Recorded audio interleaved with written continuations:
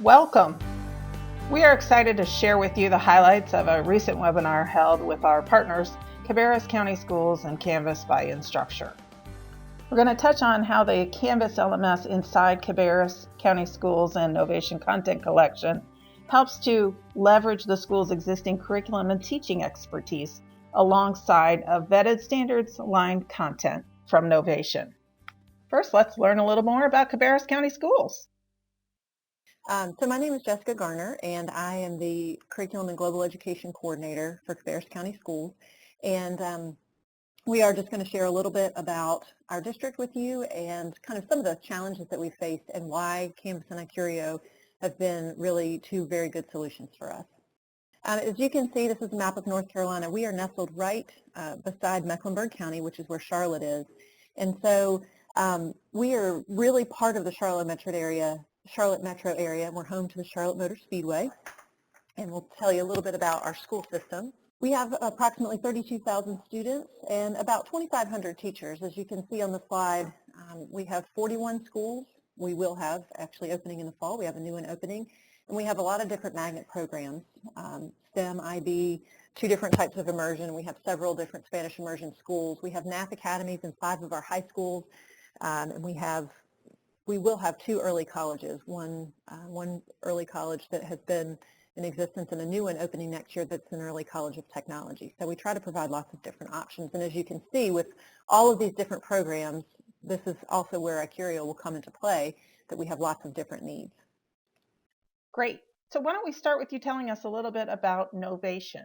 What Novation does is we're providing a managed services for OER. And for a lot of you who are listening, you know how hard it is and difficult it is to manage OER, not only find it, but maintain the relationship with the OER that you're wanting to use in your classroom. So what Novation does through our managed service is we bring that trust and order to the free online resources so that you can find it when you need it, and it's available when you're ready to use it. And we'll talk a little bit about that as we go on. So next slide, if you could.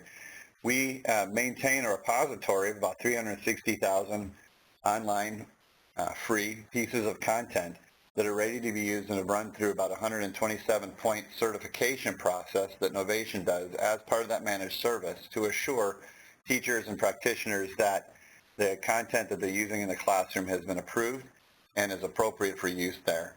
And then our management process makes sure that when you're ready to use it, it's actually going to be there. Many people have experienced using OER that they take a lot of time to find it, and then when they find it, they come back to use it and it's gone, or it's changed location, and that's a very frustrating experience. So the process that we use is pretty simple. We take the free web and we start curating that to make sure that it is appropriate for use in the classroom, and then we start contextualizing it by putting meta tags around all that content, aligning it into this appropriate grade levels, hanging it into a really robust structure of taxonomical subject taxonomy, and aligning it against state and Common Core standards, so that the asset, the particular piece of OER coming in has some value. By the time it leaves our process, it has a greater value. And one of the values we provide is the third part of that slide shows is the maintenance.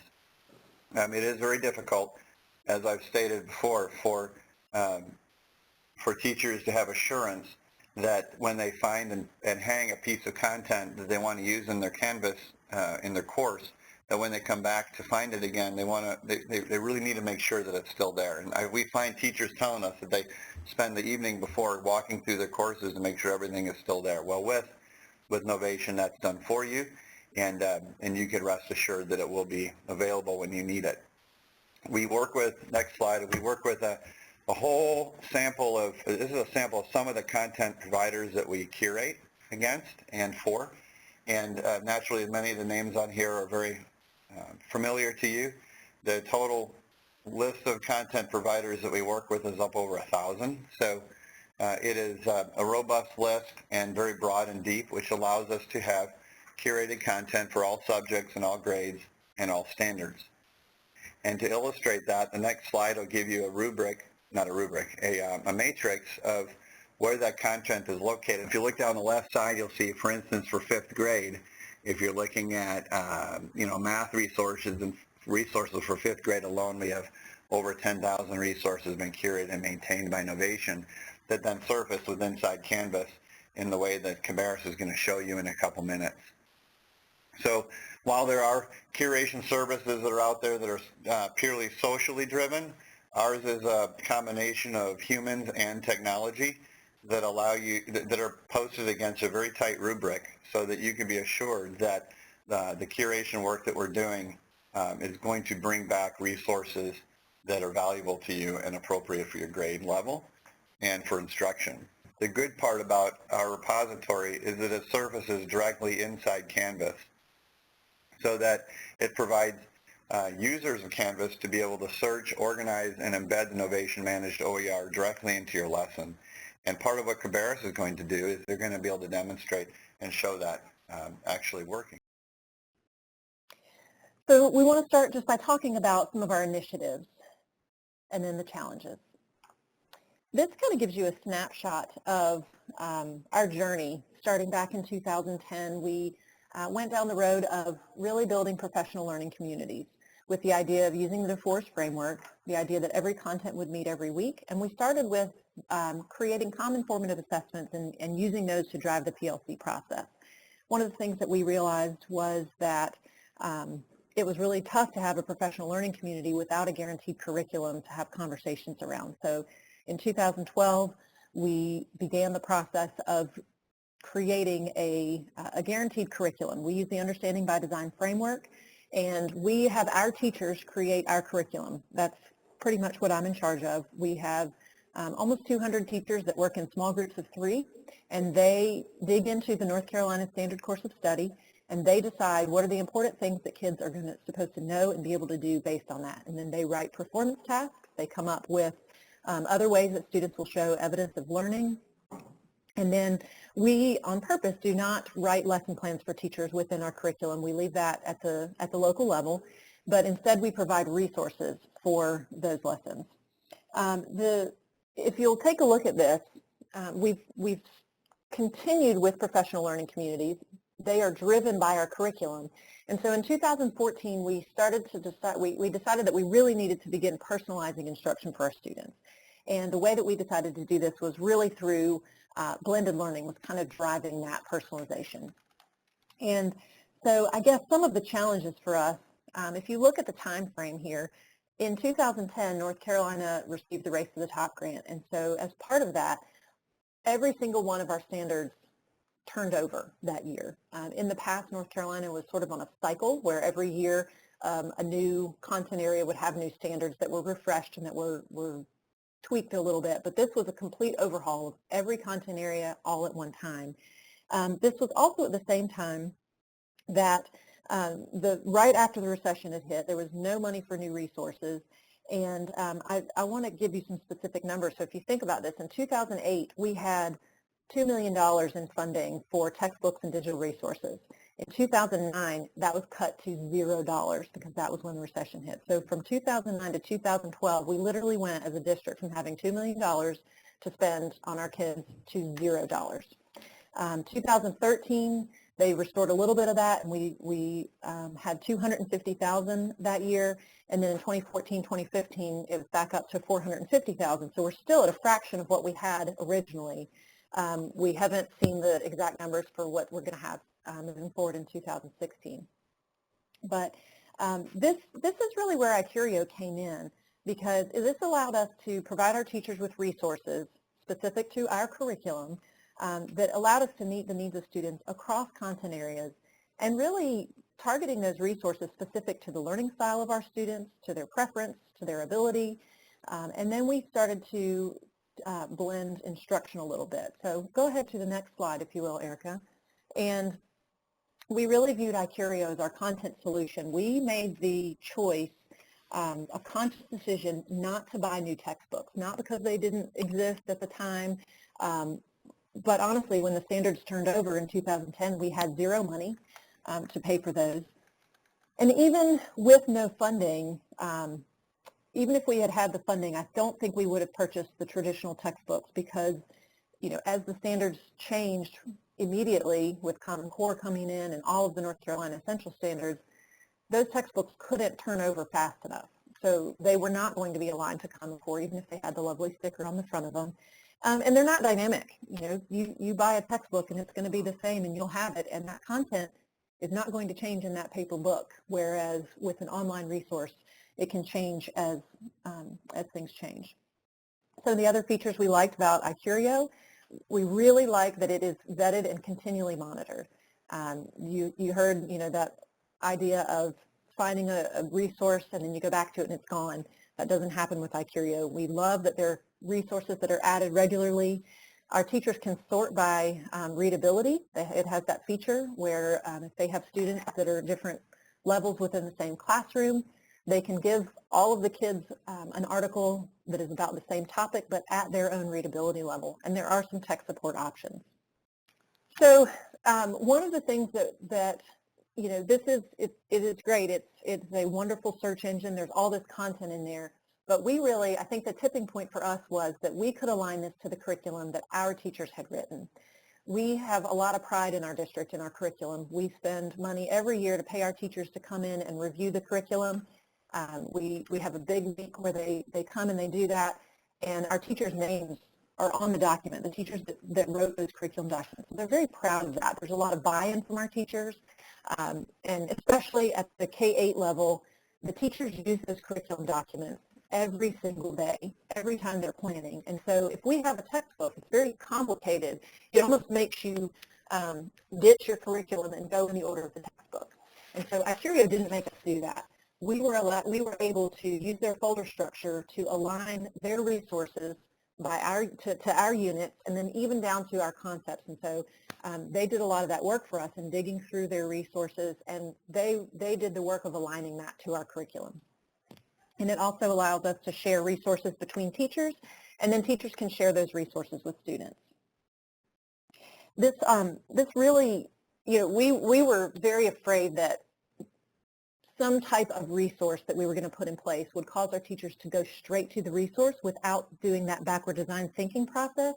And so that's what we really liked about icurio, was that the way that we organized the folders, it was through our stages 1 and 2. Our desired outcomes were first. That was always first in front of our teachers. And so then we started going down the road with blended learning. And this was personalization. You know, this is kind of how we leverage that. And we started with 2 different models. We had a cohort model, and half of the teachers in the first cohort were really doing a blended rotation. And the other half were doing what we call blended reach, and I'll explain that in just a second. But if you take a look at this slide, our goals, and it's kind of tough to see, but you can download this presentation and look at it, or you can zoom in. The first one was really to just increase student engagement. You know, we wanted to make sure, and we started blended learning with our middle and high schools. It is now K-12, but student engagement was a really big goal for us. We wanted to promote active learning. We wanted to give our students more control over the content, the pace, the path, the time that they did their work. And as you'll hear in just a second when I explain our blended reach model, we had this crazy idea of decreasing contact hours with students without sacrificing the amount of content that they were getting. And we wanted to make sure that our technology was used in ways other than just replicating lecture.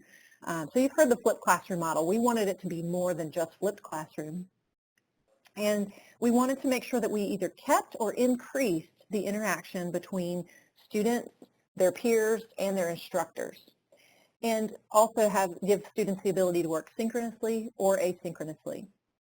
And so when we started with blended rotation, that didn't really change the structure of the class. It was still the traditional teacher-student ratio, one teacher with 25 to 35 kids, depending on the class.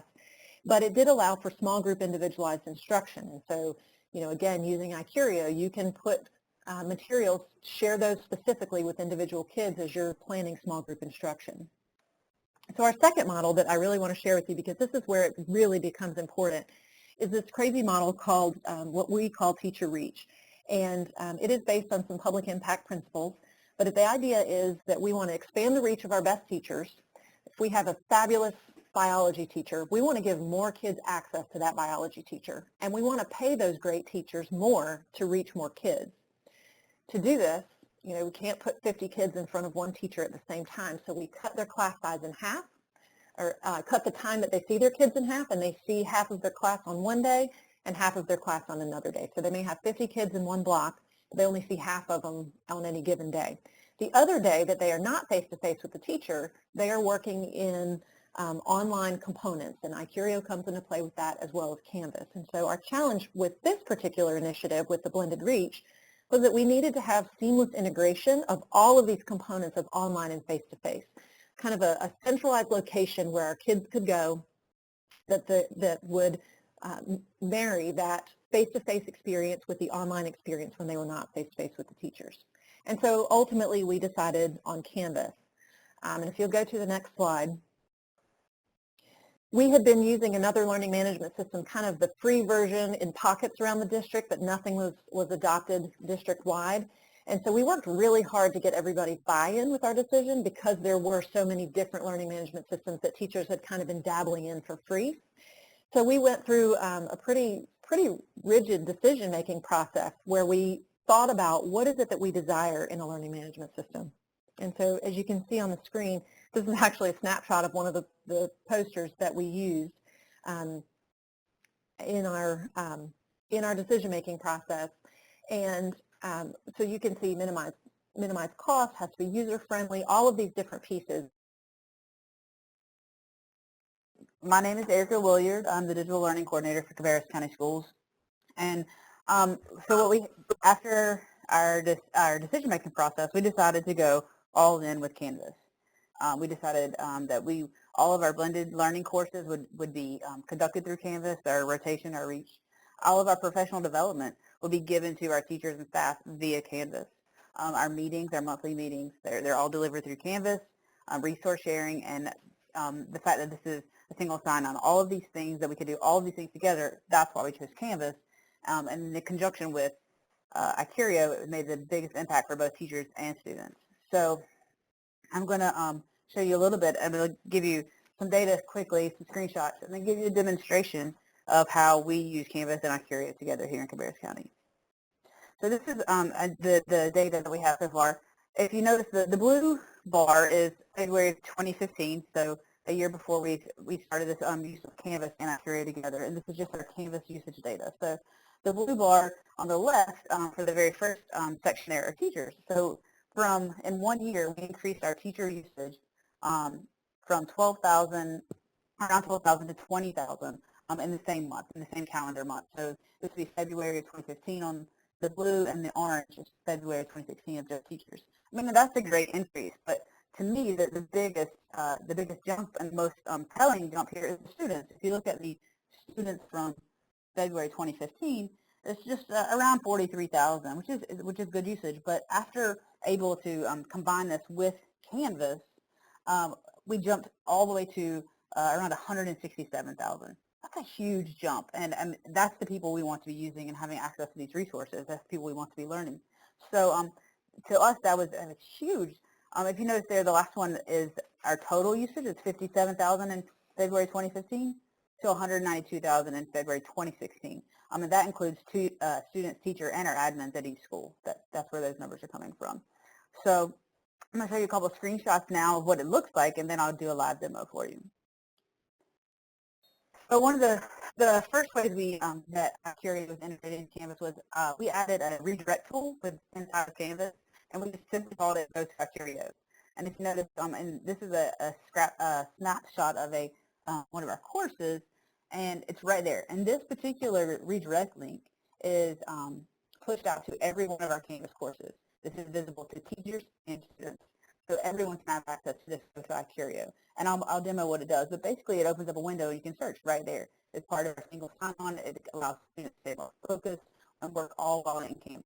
Access icurio resources all while in Canvas.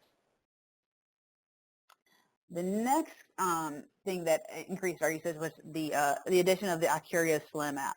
And what the icurio Slim app does, it allows for when teachers are designing a learning path or designing learning modules for their students, it allows them to search, find, and embed resources directly into their module so that they stay in Canvas and students stay in Canvas. It all occurs in the same learning environment.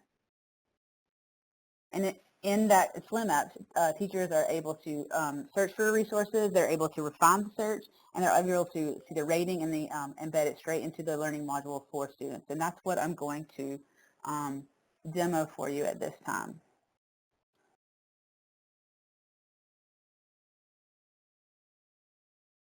All right, so what we have here is a Canvas course. It's one of my Canvas courses here. It's a science course. If you notice right here, I have my go-to icurio redirect link. And what this allows me to do is go ahead and, all while in Canvas, access icurio. For me as the teacher, I'm able to click elementary, I'm able to click middle, I'm able to click high, whatever level I'm searching for resources. I also have access to my content, which is the folder structure that Jessica was referring to earlier with my school, my district, and the type of work that they've done for us. So I'm able to search in here, find things. And so this is what our students do a lot whenever they want to have a safe place to search, all while in the Canvas environment. They can search whatever topic they may be doing. So let's say phases of the moon. And here are all the resources that they have access to. They can search by readability. They can search by what they would like to see, audio, video. Like once again, they can search by this. And they also have the text help features that we referred to earlier. Now, the benefit for staff and teachers in creating learning paths using that icurio SLIM app has been super powerful. So I'm going to click here into this is a module that I've created here. In my module in Canvas, I have a discussion. I already have some links. I have a quiz, and I have a page here, all about the phases of the moon. So what this allows students to do is move through their learning path that the teacher has designed for them. And when they get to this particular one, the icurio phases of the moon, what we have here are the folder structure that the teacher has already created to share with students. They created the folders inside of icurio and then embed that into the students. So now, let's say they can either select or they can have all three, whichever one they need. So they open up the resource, and here it is, all with the icurio banner and the tech support features. All right, so this is how it looks for a student. They would be working through. Well, how does it look for a teacher to add these resources in? So while they're creating their module and their learning path here, they would add whatever type of resource they want. And for this, to access the icurio SLIM app, they choose external tool. We see all the ones that we have available here in Cabarrus County, and we're going to choose search with icurio right here. And it opens the icurio SLIM app. Now this is what teachers have access to. They have access to my content. So if I selected my content here, I would see those folders I created. And this is that phases of the moon folder that I already made for students and embedded that I showed you earlier. And I could just click embed and add here. What I wanted to do more though was to show you that not only, this is what our teachers really like. They really like having access to the folder structure right here inside of Canvas. But let's say they were looking for new resources that weren't in their folder structure. They hadn't already saved. They're looking for something new. So they can search right here, all while search through icurio resources, all while in Canvas. Now my search here is high school, which I don't need for my fourth grade science class. So I click over here onto this menu, and I'm able to make some changes here. I could include middle if I'd like. I change to elementary. Let's say I specifically want a video. Or I want a specific readability. So I'm able to refine my results right here. I'm looking here. Oh, I love the stuff that this resource right here. So I'm going to go ahead. I'm looking at the rating. I have the subject, which should be science there. I have a 5-star rating. I'm going to go ahead. It's 3 minutes, 53 seconds. That's about what I'm looking for, a video for my kids. I'm going to go ahead and embed that. I'm going to add it into my module, and here it is. It's right here. And when students access it, you can open it up right here, and it stays right here for students. They're inside. They have the complete support features that we love from icurio, and then they're able to get back to Canvas very easily and move through their module. All right. That is a demo of how we align and use these things together. and ask if there are any questions that Jessica and I can answer, or anyone else on the call. Okay, it looks like a question has come in. It says, is icurio a subscription service?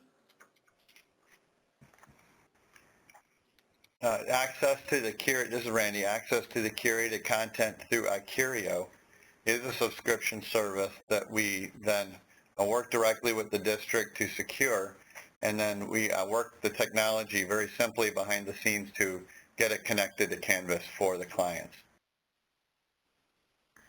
And you can reach us for information about that, but we intend for that subscription to be a lower cost subscription to make it easier for districts to choose to use it within Canvas. And this is Jessica. I'll jump in real quickly for a second. Because icurio allows us to provide content across all content areas, all subjects, all grade levels, and the per student cost is extremely low. This is why it was a great resource for us. If you consider textbooks would have cost probably 20 times what we pay per student for icurio. Great, Thank you, Jessica. Here's another question. Is there a way to sample icurio content? Absolutely, yes. The way that, gosh, David, is my contact information available to people on the call, or how do you want us to do that? Sure, absolutely. We can, anybody, we'll pass along to you the attendee list, and you can follow up with them. Also, they can reach out to us at partners@instructure.com. We're happy to provide all the contact information. Yeah, or you can reach me. I'm at rwilhelm@novationlearning.com. Just feel free to reach out, reference the webinar, and we'll take it from there. But we definitely want to have ample opportunity for people to be able to see the content and how it works within Canvas before you make your decisions. Great, thanks. There's another question here. It's probably partially for us here at Canvas and partially for Novation. It says, is there a charge for the integration? So from a Canvas standpoint, we don't charge for any access to any of our partners. Any partner can freely build an integration with Canvas and make it available to our customers to use free of charge. Whether or not they charge for it, that's up to our partners. So Dave, we do not charge an additional integration fee to make it work within Canvas either. Great, perfect. And we've had one more question come in so far. If you have any other questions, feel free to type them in. We have a couple more minutes here. This one is in regards to adoption. I believe there was one slide on that, so maybe if you could just reiterate on that, or kind of maybe go back to that content. But they just asked, what was the adoption like? What percentage of teachers are using the content? Which slide did you want me to go back to? I believe there was a slide that one there about the adoption you've seen with the graphs. I think they're just trying to get a sense for how long it took and the kind of participation you're getting from your teachers and students. So right here, what this graph shows is just one full calendar year from February 2015, when we had access to icurio but not Canvas. We weren't using Canvas at all, which would be the blue bars there, and then the orange columns are February 2016, so one full calendar year later, where we have access to icurio and Canvas both together. And this is Jessica. I think, also the question of what percentage of our teachers use icurio. I think that varies by content area. I would say that for social studies, we are probably between 80 and 90% of our teachers using icurio. Science is probably similar. Not as much for K-5 reading and writing, but for 6-12, they do access a lot of the primary source, lots of reading components through icurio. And so it really just depends. For math, it's probably 60 to 70% of our teachers. We have, because we've aligned icurio specifically to our curriculum, and we have those resources embedded in our documents that teachers access, as they're planning their lessons, it's right there. Great, thank you. We have one more question come in here. It says, is icurio tied to all state standards? My experience is that math in Utah is slightly different than the rest of the nation. That sounds like a Utah user for Canvas. Yes, we do tie to all of the unique idiosyncrasies of each of the different states,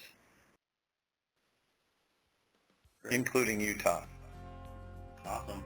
That's all the questions that have come in today. I want to thank Innovation for being here, and special thanks to Cabarrus County School District. It's great to have a mutual customer here and share their experience working with both solutions, so you can get an idea of how they'll work together.